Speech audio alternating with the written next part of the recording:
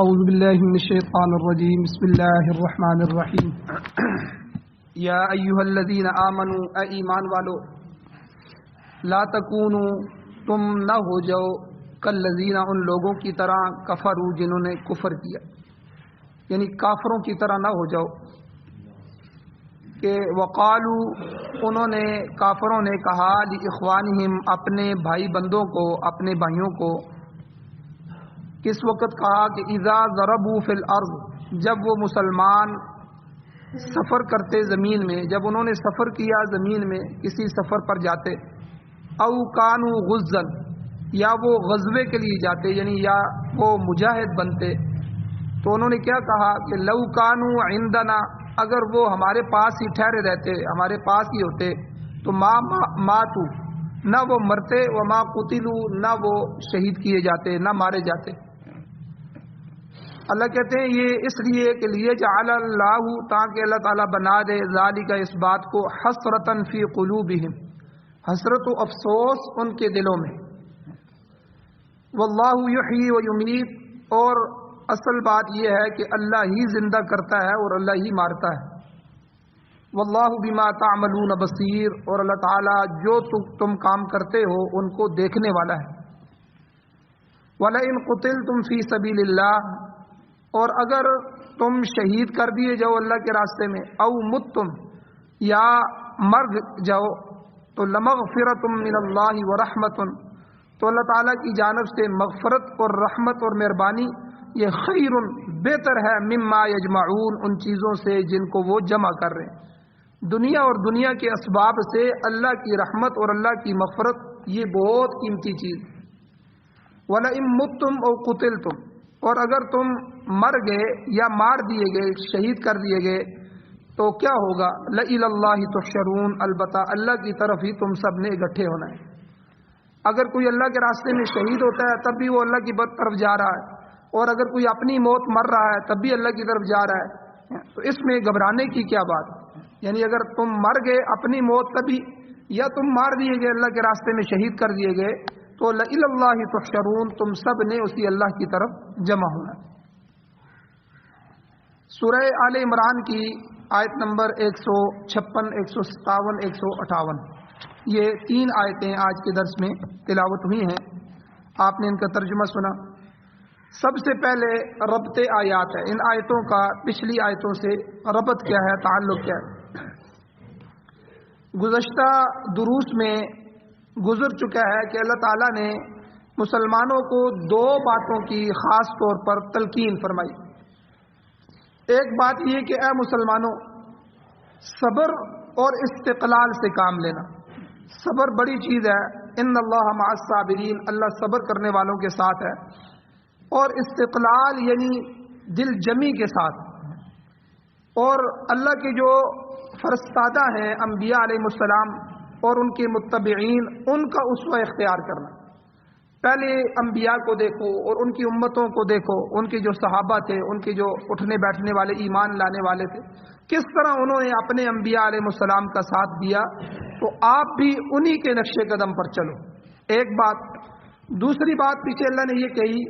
کہ کافروں کا کہنا نہ مانا، یا ایھا الذین آمنوا ان تطیعوا الذین کفروا یردوکم علی اعقابکم، اے ایمان والو اگر تم کافروں کی بات مانو گے تو وہ تمہیں تمہارے دین سے لوٹا دیں گے، پھیر دیں گے، دوبارہ تمہیں کافر بنا دیں گے۔ تو یہ 2 باتیں، ان کی تفصیل پیچھے گزر چکی ہے۔ اب تیسری چیز اللہ تعالیٰ نے ان آیات میں کفار اور خاص طور پر منافقین کے غلط پروپیگنڈے سے متاثر نہ ہونے کی تلقین کی ہے کہ کفار تمہارے درمیان میں پروپیگنڈے کرتے رہیں گے، منافق تمہارے اندر کے لوگ جو وہ تمہیں جو ہے بڑکاتے رہیں گے۔ تو یاد رکھیں، جتنی بھی آپ اسلامی جنگوں کو اٹھا کے دیکھیں، ان میں جو شکست ہوئی ہے وہ اپنے منافقین کی وجہ سے ہوئی۔ سلطان ٹیپو شہید، وہ انگریزوں سے اور ان سے جنگیں جیت چکے تھے، اندر سے میر جعفر اور میر صادق پیدا ہوئے جنہوں نے اندر سے مسلمانوں کو کھوکھلا کیا۔ تو بہرحال جو اندر کے منافق ہوتے ہیں وہ زیادہ نقصان دیتے ہیں۔ جس طرح اپنا ہی بچہ بگڑ جائے، اپنا ہی بچہ اپنے والدین کے مخالف ہو جائے، تو باہر دشمنوں نے کیا نقصان دینا ہے، وہ تو گھر کا زیادہ نقصان کرے، کیونکہ وہ تو گھر کا بیدی ہے، اس کو تو پتہ ہے کون کس وقت کہاں جاتا ہے کہاں آتا ہے، تو وہ تو گھر کا آدمی۔ تو منافقین چہرے سے مسلمان تھے، لیکن چونکہ رہتے بھی صحابہ کے درمیان میں تھے، اور اسی لیے اللہ تعالیٰ نے یہاں آج کے درس میں خاص طور پر فرمایا کہ کفار اور منافقین کے غلط پروپیگنڈوں سے متاثر نہ ہونا۔ غزوہ احد میں آپ نے پیچھے سن لیا کہ 300 منافق ابتدائی میں لشکر اسلام سے علیحدہ ہو گئے۔ یہ سری غداری تھی کہ حضور کا لشکر ہو، حضور نے اعلان کیا ہو اور حضور خود زرہ پہن کے نکل رہے ہوں اور جو آدمی ان سے جدا ہو رہا ہو، تو یہ جدائی سری غداری ہے۔ جس طرح ملک کی قوم کی غداری ہوتی ہے، اسی طرح یہ اسلام اور دین کی غداری تھی۔ پھر ان میں سے جو لوگ جنگ میں شریک بھی ہو گئے، کچھ لوگ وہ بھی دل شکستی کے ساتھ، ان کا دل ٹوٹا ہوا۔ گزشتہ آیات میں بیان ہو چکا ہے کہ کس طرح انہوں نے بزدلی کا مظاہرہ کیا، جس کا نتیجہ یہ ہوا کہ مسلمانوں کی وقتی شکست کے باوجود اللہ تعالیٰ نے مسلمانوں پر نیند طاری فرما دی، نیند کی صورت میں امن نازل فرمایا، جبکہ منافق اس نعمت سے بھی محروم رہے، ان پر نیند نہیں آئی۔ اب انہوں نے نیند جب امن نہیں آیا تو ان کو اپنی جانوں کی فکر ہو رہی تھی، وہ ایسا محسوس کر رہے تھے کہ شاید اب وہ زندہ سلامت یہاں سے واپس نہیں جا سکیں۔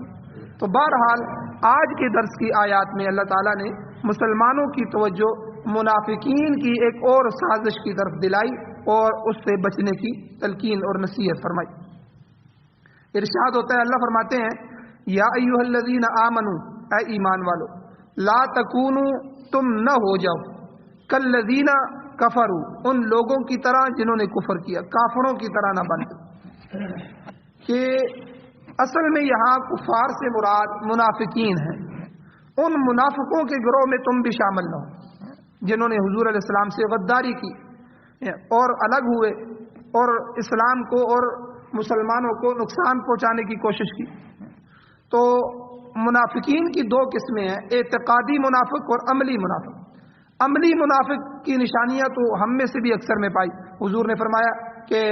جھوٹ بولنا یہ منافق کی نشانی ہے، اور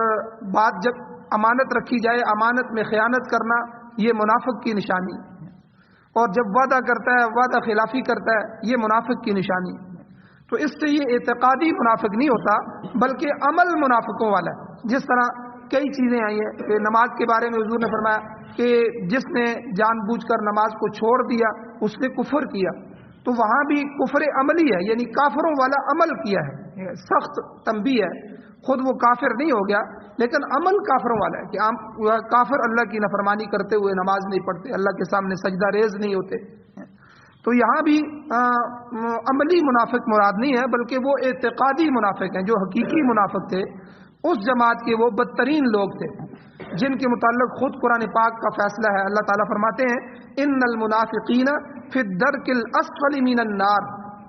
ایسے منافقین کا ٹھکانہ جہنم کے سب سے نیچے والے خطرناک ترین گڑھے میں ہوگا۔ اللہ کہتے ہیں سب سے نچلے گڑھے میں، کیونکہ یہاں جہاں سے آگ نکل رہی ہوتی ہے نا وہاں آگ سخت ہوتی ہے۔ تو جہنم کے جو 7 طبقے ہیں ان 7 طبقوں میں مختلف لوگوں کو عذاب دیا جائے گا۔ سب سے آخری طبقہ جو ہوگا اوپر والا، اس میں وہ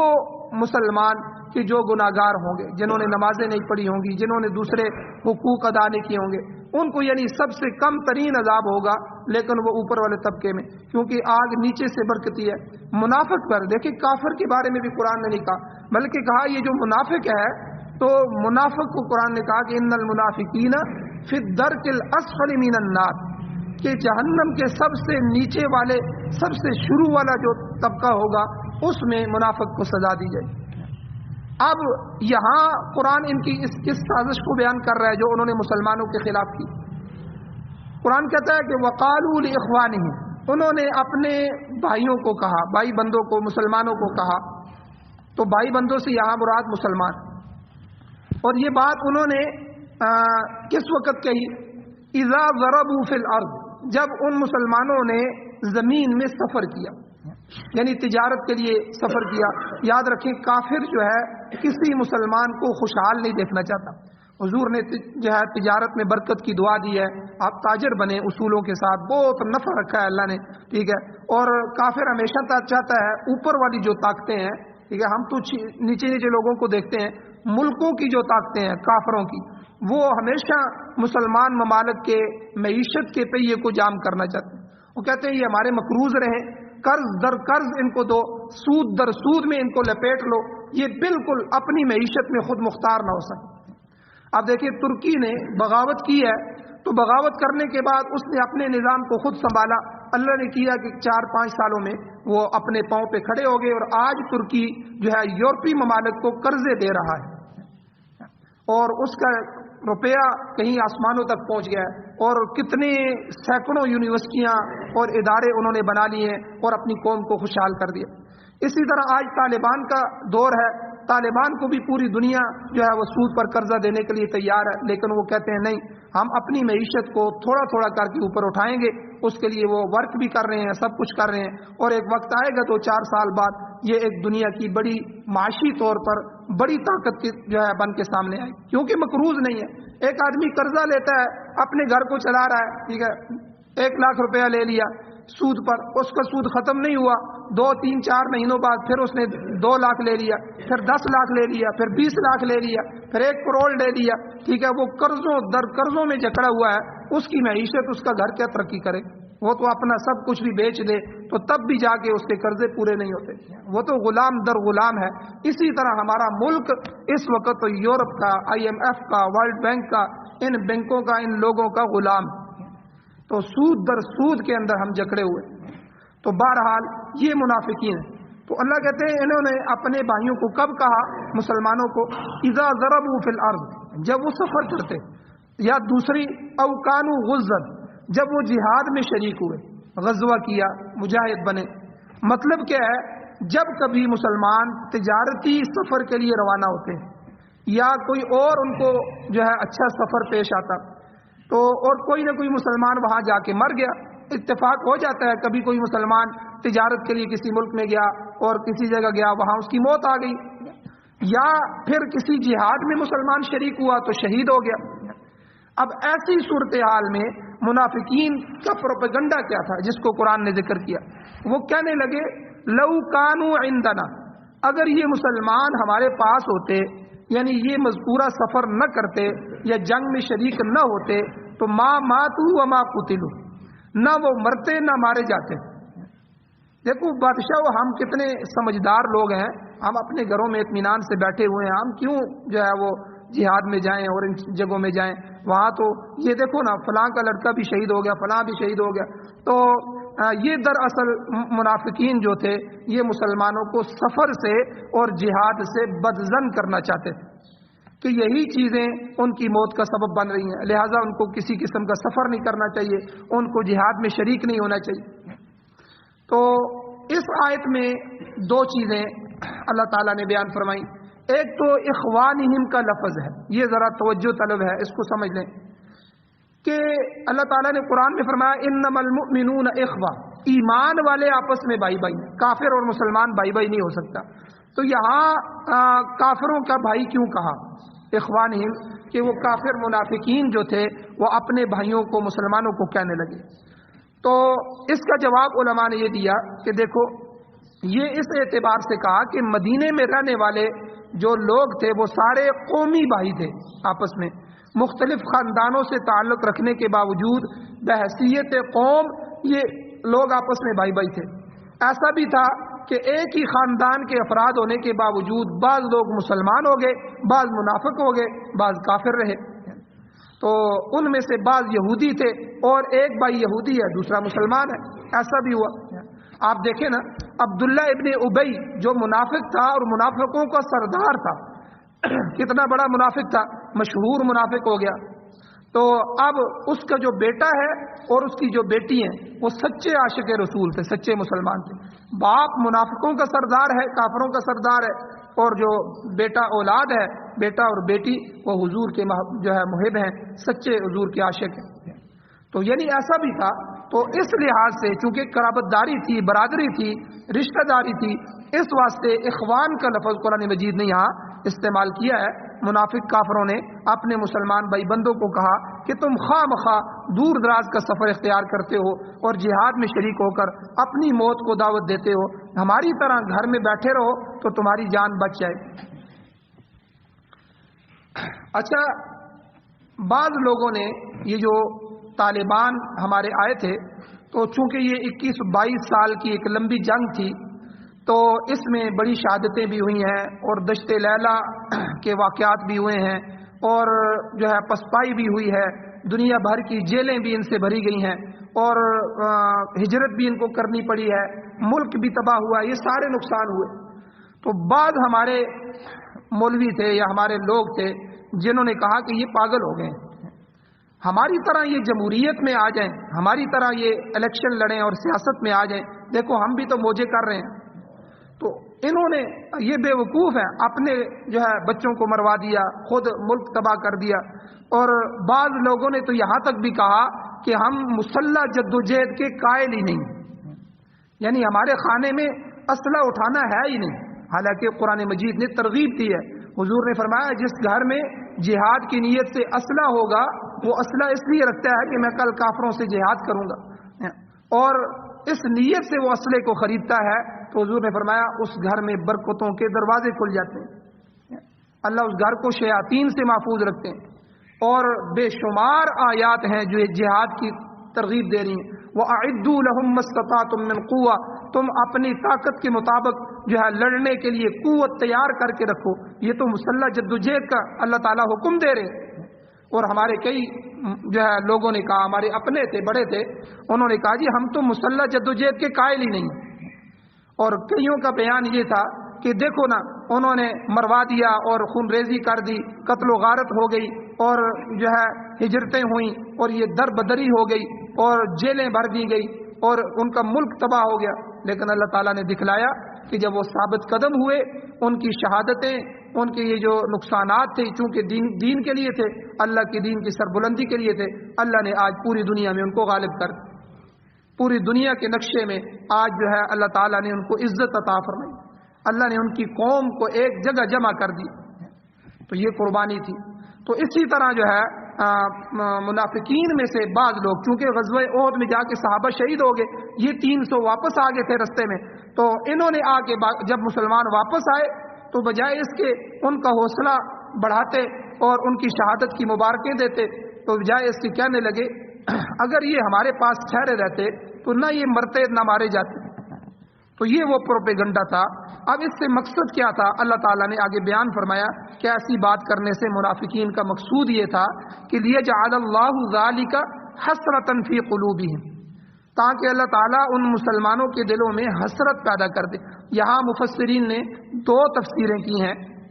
دو تفسیریں۔ ایک تفسیر یہ کہ لِيَجْعَلَ اللَّهُ ذَلِكَ حَسْرَةً فِي قُلُوبِهِمْ میں مراد یہ ہے کہ تاکہ اللہ تعالیٰ اس بات کو ان منافقین کے دلوں میں حسرت بنا دے، اور ایک یہ کہ تاکہ اللہ تعالیٰ اس بات کو مومنین اور مسلمانوں کے دلوں میں حسرت بنا دے۔ اگر پہلا ترجمہ لیا جائے کہ تاکہ اللہ تعالیٰ ان مسلمانوں کے دلوں میں حسرت پیدا کر دے، تو اس کا مفہوم یہ ہوگا کہ ان کے دل میں یہ بات راسخ ہو جائے کہ منافقین بات تو صحیح کہتے ہیں یار، اگر واقعی ہم جہاد میں شریک نہ ہوتے تو ہمارے آدمیوں کی جان بچ جاتی۔ اللہ تعالیٰ نے اس موقع پہ مسلمانوں کو تنبیہ فرمائی، دیکھو ان کافروں کی طرح نہ ہو جاؤ، منافقوں کی طرح نہ ہو جاؤ کہ منافقین کی ایسی مایوس کن باتوں میں نہ آؤ، بلکہ اللہ کے حکم کے مطابق جہاد میں بڑھ چڑھ کر شریک ہو، کیونکہ دین اسلام اور مسلمانوں کی بقا اسی کے اندر مضمر ہے، اسی راز میں اللہ نے اس کو چھپا رکھا ہے۔ اور دوسرا مطلب حسرتاً فی قلوبہم کا یہ بھی ہو سکتا ہے کہ اللہ تعالیٰ منافقین کے دلوں میں حسرت پیدا کر دے، یعنی اگر مسلمان کفار اور منافقین کی اس چال میں نہیں آئیں گے اور وہ سفر بھی جاری رکھیں گے اور جہاد میں بھی برابر شریک ہوتے رہیں گے، تو یہ چیز خود منافقین کے لیے باعث حسرت بن جائے گی، یعنی ان کی تمام تر کوششوں کے باوجود مسلمان ان کے بہکاوے میں نہیں آئیں گے، لہذا ان کے دلوں میں ایک حسرت اور افسوس پیدا ہوگا اور وہ خود ہی اپنی لگائی ہوئی آگ میں جلتے رہیں گے۔ آپ نے دیکھا ہوگا کہ بعض دفعہ کوئی آدمی کسی کو تباہ کرنا چاہتا ہے تو اس کی اولاد میں سے کسی کو وہ ہر ممکن کوشش کرتا ہے، لیکن اس کی اولاد اور وہ اس سے بچتے رہتے ہیں اور یہ چیز اس کو اندر سے جلاتی رہتی ہے۔ اب اسی طرح ہوا کہ صحابہ اکرام حضور کے ارد گرد جمع ہو گئے اور انہوں نے پھر اس کے بعد بھی جہاد کیا اور جہاد کی باتیں کرتے رہے اور یہ منافقین اپنی آگ میں خود ہی جلتے رہے۔ تو اس لیے میرے بھائیو بعض دفعہ انسان جو ہے ایسی بات کر دیتا ہے جو پروپیگنڈے میں آ جاتی ہے۔ آج کل تو پوری اب کئی لوگ کہتے ہیں دیکھو جی اپنے بچے کو آپ مولوی بنا رہے ہیں، اب یہ کل مولوی بنے گا تو اس کا وقت آپ ضائع کر رہے ہیں، یہ کل کھائے گا کہاں سے، تو اس کا کیا بنے گا۔ حالانکہ پھر کھانے میں یہ لوگ علماء کی مثالیں دیتے ہیں، یار یہ مولوی کھاتے بڑا ہے، جب مولوی کو دیکھتے ہیں پھر کہتے ہیں یہ کھاتے بڑا ہے، تو اپنے بچوں کی جب باری آتی ہے کہتے ہیں کہ کل کھائیں گے کہاں سے، یعنی یہ ہماری یقین کی حالت ہے۔ تو ہمارے ایک استاد فرماتے ہیں کہ والذین جاہدوا فینا لنہدینہم سبلنا، اللہ تعالیٰ قرآن مجید میں فرماتے ہیں جو آدمی جس میرے رستے میں کوشش کرے گا میں اس کے لیے رستوں کو کھول دوں گا۔ تو اللہ تعالیٰ نے یہ دونوں مجاہدے رکھے ہیں، جو آدمی دنیا کے لیے مجاہدہ کرے گا اللہ اس کی جو ہے مجاہدے کو ضائع نہیں کریں گے، اللہ اسے دنیا دیں گے، اس لیے پیچھے بھی گزرا ہے اللہ کہتے ہیں من کان یرید حرث الدنیا نؤتیہ منہا، جو دنیا چاہے گا اللہ اس کو دنیا بھی دے گا، جو آخرت چاہے گا اللہ اس کو دنیا بھی دے گا اور آخرت بھی دے گا۔ اب جو محنت کرتا ہے اللہ کافر کی محنت کو بھی ضائع نہیں کرتا، کافر نے دنیا پر محنت کی اسے دنیا مل گئی، اور ہم نے نہ دنیا پر محنت کی نہ دین پر محنت کی، ہماری دنیا بھی خراب ہے دین بھی خراب۔ تو اس لیے استاد فرمانے لگے کہ دیکھو والذین جاہدوا، اب ایک آدمی ہے دنیا کے لیے صبح جو ہے وہ پہلے ٹائم کی جو اس کی بس جاتی ہے اس کے لیے صبح سویرے اٹھتا ہے، تہجد کے وقت اٹھ کے وہ نکلتا ہے اور اپنی ڈیوٹی پہ پہنچتا ہے، اس کو پتہ ہے مہینے کے بعد مجھے تنخواہ ملنے والی ہے، اس تنخواہ کے لیے یہ اپنی نیند بھی قربان کر رہا ہے، لیکن دوسری طرف اللہ کی دین کی بات ہے، تہجد ہے اور نماز ہے، تو اس کے لیے وہ نہیں اٹھ سکتا۔ یہ مجاہدہ ہے، ایک آدمی کو توفیق مل جاتی ہے دوسرے کو نہیں ملتی۔ اور اسی طرح ایک آدمی اپنے گھر بار کو چھوڑ رہا ہے علم دین کے لیے، طلباء جو ہے وہ دین کے لیے اپنے گھروں کو چھوڑ کے جاتے ہیں اور جو ہے لمبا عرصہ جو ہے باہر رہتے ہیں اپنے والدین سے، اور دوسری طرف آپ دیکھیں یونیورسٹی کے اندر یہ کالجوں کے یونیورسٹیوں کے اندر یہ جو ہاسٹل بنے ہوئے ہیں کہاں کہاں کے لڑکے لڑکیاں آ کر جو ہے اپنے گھروں کو والدین کو برادری کو چھوڑ کے ہاسٹلوں میں رہ کر تعلیم حاصل کرتے ہیں۔ تو جو آدمی جس کے لیے محنت اور مجاہدہ کرے گا اللہ اسے وہی عطا فرمائے گا، جو دین کے لیے کرے گا اللہ اسے دین عطا فرمائے گا، جو دنیا کے لیے کرے گا اللہ اسے دنیا دے گا۔ لیکن میرے بھائیوں پروپیگنڈے کا شکار نہ ہو، کیونکہ علماء کے عمر میں، علماء کے دین میں، علماء کی باتوں میں اور علماء کے رزق میں اللہ تعالیٰ نے بہت برکت رکھی ہے، اور یہ ہر دیندار میں، خالی علماء کی بات نہیں ہے، عام آدمی جو عالم نہیں بھی ہے وہ اگر دیندار ہے دینداری کے ساتھ چل رہا ہے وہ ان برکتوں کو اپنی آنکھوں سے دیکھتا ہے۔ تو اللہ تعالیٰ سے دعا ہے اللہ تعالیٰ ہمیں عمل کی توفیق عطا فرمائے، آمین۔ الحمدللہ رب العالمین والعاقبۃ للمتقین والصلاة والسلام علی رسولہ النبی الامی الکریم، اللهم ربنا آتنا فی الدنیا حسنۃ وفی الآخرۃ حسنۃ وقنا عذاب النار۔ یا اللہ ہماری کمیوں کوتاہیوں کو معاف فرمائیے، درگزر فرمائیے، صغیرہ کبیرہ گناہوں کو معاف فرمائیے، یا اللہ جو کچھ سنا پڑا ہے اس پر عمل کرنے کی توفیق عطا فرمائیے، یا اللہ ہماری رزق میں، تجارت میں، یا اللہ اولاد میں، گھروں میں، ہر چیز میں برکتیں عطا فرمائیے، نحوست سے اور بے برکتی سے محفوظ فرمائیے، قرآن و سنت کو سننے سمجھنے عمل کرنے اس کی اشاعت کرنے کی توفیق عطا فرمائیے، سعادت والی زندگی اور شہادت والی موت نصیب فرمائیے، جہاد کے اسفار نصیب فرمائیے، یا اللہ امارت اسلامیہ شرعیہ خلافت راشدہ کا قیام نصیب فرمائیے، قرآن و سنت کو بطور آئین، بطور دستور، بطور ضابطۂ حیات ہمارے ملک پاکستان سمیت پوری دنیا میں ہمیں نصیب فرمائیے، یا اللہ جو بیمار ہیں ان کو شفا عطا فرمائیے، جو مشکلات میں ہیں یا اللہ ان کی مشکلوں کو ختم فرمائیے، آسانیاں پیدا فرمائیے، یا اللہ جو ایمان کی حالت سے اس دنیا سے جا چکے ہیں یا اللہ ان سب کی بخشش فرمائیے۔ صلی اللہ تعالی علی خیر خلقہ محمد وآلہ وصحبہ اجمعین برحمتک یا ارحم الراحمین۔